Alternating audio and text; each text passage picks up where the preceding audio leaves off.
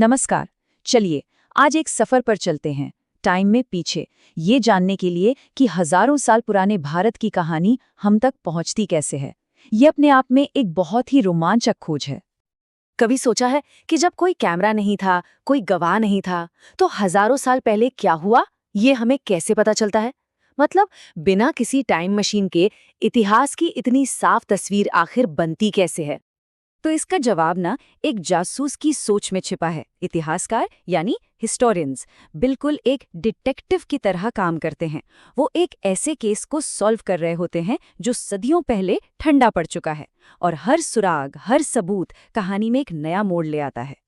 तो ठीक है, जासूसी शुरू करते हैं हमारे पहले और सबसे बड़े सुराग से, लिखे हुए सबूत।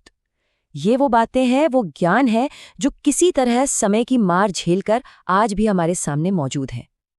अब ये जो लिखित सबूत है ना, ये भी मोटे तौर पर दो तरह के हैं।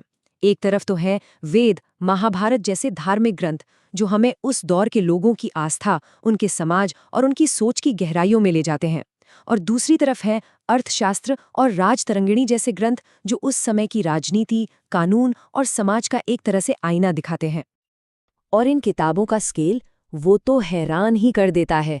जैसे कि अकेले महाभारत में ही 1,00,000 श्लोक हैं। सोचिए, 1,00,000!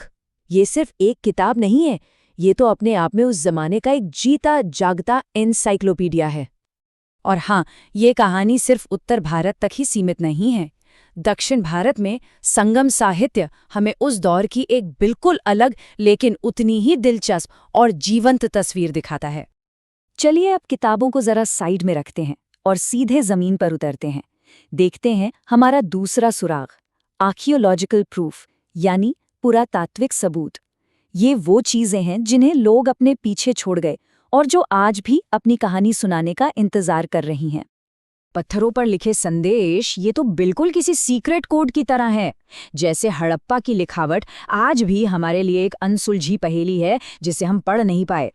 लेकिन बाद में आई ब्राह्मी लिपि, वो चाबी बनी जिसने एक पूरे युग के दरवाजे हमारे लिए खोल दिए। जरा सोचकर देखिए, सदियों तक सम्राट अशोक के संदेश इन खंभों और चट्टानों में बस चुपचाप कैद रहे। वो थे तो हमारे सामने, पर उनकी आवाज हम तक नहीं पहुंच रही थी। उनकी बातें, उनके उपदेश सब खामोश थे। और फिर एंट्री होती है जेम्स प्रिंसेप की, वो जासूस जिसने आखिरकार इस कोड को तोड़ ही दिया। सालों की जबरदस्त मेहनत के बाद उनकी वजह से ही अशोक की आवाज हम तक पहुंची और मौर्य साम्राज्य के कई राज दुनिया के सामने आए। इसके अलावा भी बहुत कुछ मिला, जैसे सिक्के। ये तो उस जमाने के राजाओं के एक तरह से आई कार्ड थे जिनसे उनके नाम और समय का पता चलता था। खुदाई में मिले मिट्टी के बर्तन, औजार और टूटी फूटी इमारतें, ये सब हमें बताते हैं कि आम लोग कैसे जीते थे। हर छोटी चीज एक कहानी कहती है। लेकिन एक मिनट, एक सवाल तो बनता है यहाँ पर। हमें ये कैसे पता चलता है कि जमीन से निकली ये चीजें आखिर कितनी पुरानी हैं? इनकी उम्र का अंदाजा कैसे लगाया जाता है? इसका जवाब साइंस के पास है, कार्बन 14 डेटिंग। ये इतिहासकारों के लिए किसी टाइम मशीन से कम नहीं। देखिए, हर जीवित चीज में कार्बन 14 होता है। मरने के बाद ये एक तय स्पीड से कम होने लगता है। साइंटिस्ट बस ये नापते हैं कि कितना कार्बन 14 बचा है, और बस उन्हें उस चीज की सही सही उम्र पता चल जाती है। अच्छा, तो हमारे पास लिखित सबूत हैं, जमीन से निकले सबूत भी हैं, पर क्या कोई आई विटनेस है, कोई चश्मदीद गवाह? जी हाँ, बिल्कुल हैं।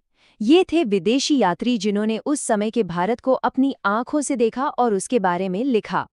मेगास्थनीज, फाहियान, हुएनसांग, ये वो लोग थे जिन्होंने हमें उस दौर की ऐसी बातें बताई जो शायद हमें कभी पता ही नहीं चलती। उनकी किताबें जैसे मेगास्थनीज की इंडिका हमें उस समय के समाज, प्रशासन और रहन सहन का एक बाहरी नजरिया देती हैं जो बहुत कीमती है। तो अब देखिए, हमारे जासूस यानी इतिहासकार के पास सारे सुराग आ चुके हैं, किताबें, पत्थर, सिक्के और गवाहों के बयान भी। लेकिन असली काम तो अब शुरू होता है, इन सब टुकड़ों को जोड़कर एक पूरी कहानी बनाना। और यहीं से खेल दिलचस्प हो जाता है, क्योंकि सच ये है कि एक ही सबूत से कई अलग अलग कहानियां कही जा सकती हैं। इतिहास सिर्फ ये नहीं है कि क्या हुआ, बल्कि ये भी है कि हम उसे कैसे देखते हैं। ये तथ्यों से ज्यादा नजरिए की बात है। मिसाल के तौर पर अंग्रेज इतिहासकारों ने अक्सर भारत के इतिहास को इस तरह से पेश किया जिससे उनका राज करना सही लगे। वहीं दूसरी तरफ भारतीय राष्ट्रवादी इतिहासकारों ने उसी इतिहास को भारत के गौरव को फिर से जगाने के लिए इस्तेमाल किया। कमाल की बात यह है कि सबूत दोनों के पास वही थे, बस कहानी सुनाने का अंदाज और नजरिया अलग था। आजादी के बाद कहानी ने एक बार फिर मोड़ लिया। अब इतिहासकारों का ध्यान राजाओं और उनकी लड़ाइयों से हटकर आम लोगों पर गया। डीडी कोसाम्बी जैसे विद्वानों ने ये पूछना शुरू किया कि किसान कैसे रहते थे, व्यापार कैसे होता था। मतलब इतिहास अब सिर्फ महलों का नहीं रहा, वो खेतों और बाजारों तक पहुंच गया। तो आखिर में ये सवाल फिर से सामने आता है, इतिहास आखिर है क्या? सिर्फ फैक्ट्स का एक कलेक्शन या उन फैक्ट्स को लेकर एक कहानी बुनने की कला? शायद इसका जवाब इन दोनों के बीच में ही कहीं है। और ये सवाल हमें ये सोचने पर मजबूर करता है कि हम अपने अतीत को, अपनी कहानी को कैसे देखते हैं और क्यों।